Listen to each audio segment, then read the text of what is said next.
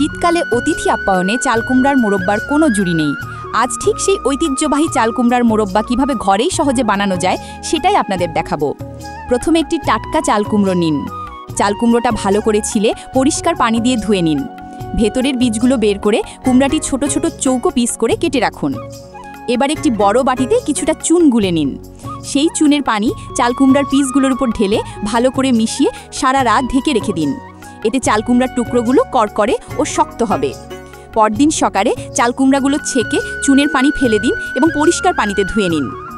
এবার একটি বড় কড়াইতে চালকুমড়ার পিসগুলো অল্প সময়ের জন্য সিদ্ধ করে তুলে নিন। তারপর চালকুমড়ার সাথে প্রয়োজন অনুযায়ী চিনি যোগ করুন। এবার ধীরে ধীরে জাল করতে থাকুন। চিনিটা যখন কুমড়ার গায়ে লেগে ঘন হয়ে আসবে এবং পুরোপুরি শুকিয়ে যাবে তখন নামিয়ে নিন। চিনির ঝকঝকে আস্তরণে মোড়া কড়কড়ে সুস্বাদু চালকুমড়ার মোরব্বা তৈরি। ভিডিওটি ভালো লাগলে অবশ্যই সাবস্ক্রাইব করে পাশে থাকবেন।